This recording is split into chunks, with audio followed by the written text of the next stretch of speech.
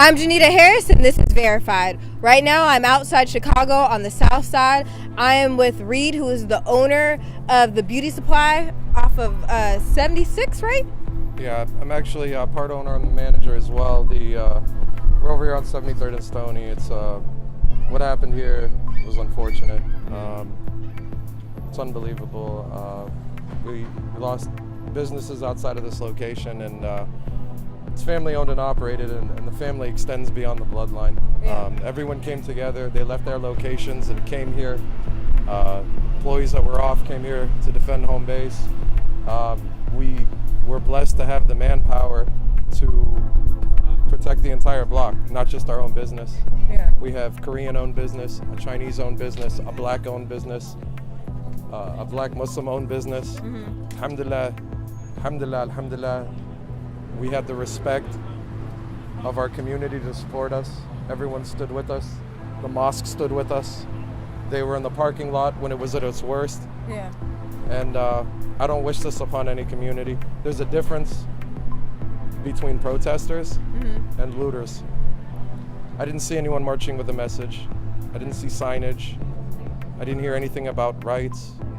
And the police, nowhere to be seen. Yeah. This has been so devastating that I've noticed that you've taken action into your own hands. Your employees have guns and rifles.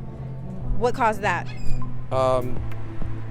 We utilize the legal system to our advantage, as all Americans should. Know your legal system, live within its guidelines, and take advantage of it. Every weapon here is registered, legally obtained. Everyone carrying them has the proper documentation within state legislation to maintain them. We don't want to use them. Yeah. No one wants to use this, and it's a shame. We're not proud of it. We're embarrassed as Chicago citizens that it came to this. We destroyed our own community. So this was basically a last resort. This was a last dance. We watched businesses falling, and our community stood with us, regardless of race, regardless of religion. We stood together, and that's what needs to happen. Right. That's what needs to happen. I think something that you said was really interesting is that on this particular strip, you've got Black-owned businesses, Nation of Islam-owned business, Arab businesses, as well as Korean businesses. And a lot of the narrative is in Chicago is that we are so segregated that we never work together. But yet your business is actually protecting multiple businesses. So how does that break down those stereotypes that Arabs as well as other groups actually don't work together at all? Of course we work together. I mean, that's the definition of it. We as business owners, we don't look at others by race or religion. The fact that we put in the hours, we put in the time. I spend more time with these business owners than I do my own family. I mean, a lot of us come from other countries. My grandfather came here from Palestine. I mean, everyone knows what's going on there. Yeah. They came here to get away from this. And we strive and we work together, and so did the Korean man, so did the Chinese man, so did the Black man, and the woman, Ms. Muhammad from the Nation of Islam. Like, alhamdulillah, I mean, we don't see color, we see the struggle. We have the same struggles. We come from a background that our fathers and our grandfathers had to struggle. Some more than others, don't get me wrong, but the narrative is the same. Yeah.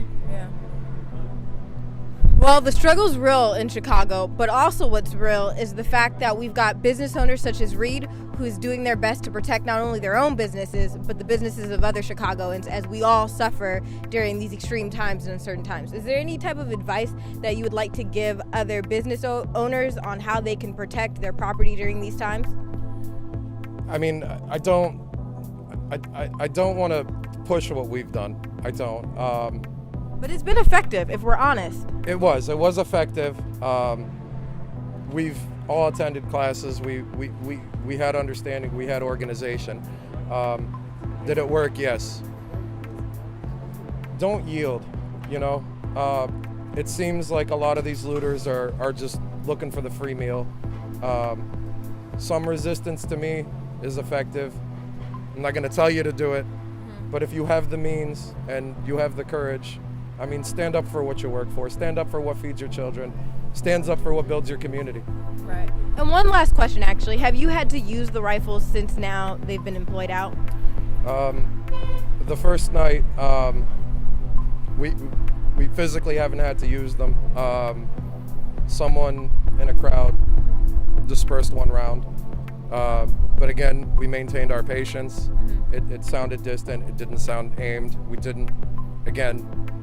were organized. It was, you don't make a move till the guy in charge says to make a move. Right. No one made a move. My guys held strong. They didn't stutter. They didn't blink. And alhamdulillah, we made it through everything. And inshallah, this is over.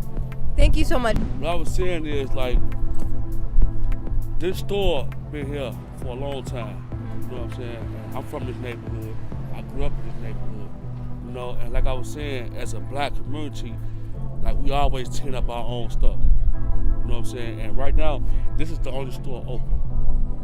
Phone bills, you know, brew supply, things of the nature like that. And if we let this go down, we won't have nothing.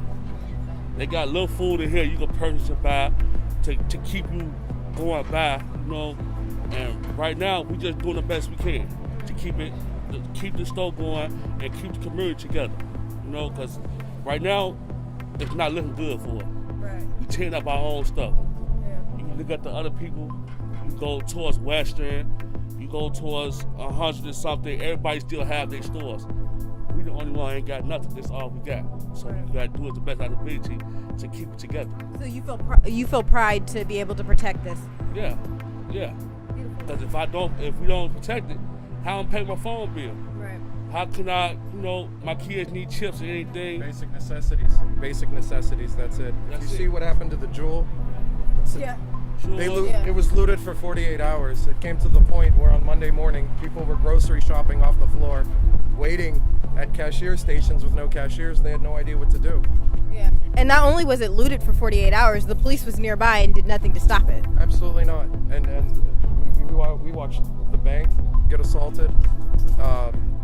We watched the bank get assaulted. I mean, the police were here. I mean, what could they do? I mean, did they do? From what I understood, the entire police presence was downtown. They were completely outnumbered, protecting whatever it is that's downtown where, you know, the money is.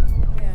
So. Well, thank you both for this interview, and Reed, thank you so much, as well as you, Vance, for protecting everybody on this block, regardless of color and creed. And I think this is a really great example of how Chicagoans, we really do unite when necessary, and even when not necessary. But there is a lot of unity amongst us all.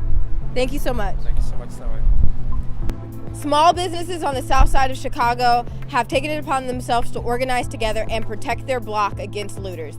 As we've seen today with Reed, who is co-owner of the beauty supply store that is on the south side of Chicago off of Stony Island. And also they are one of the only stores right now that's open because the Walgreens is closed, the banks are closed. Within the last few days, they have witnessed they've just witnessed a lot of stuff. My name's Janita Harris, and this is Verified, coming live from Chicago.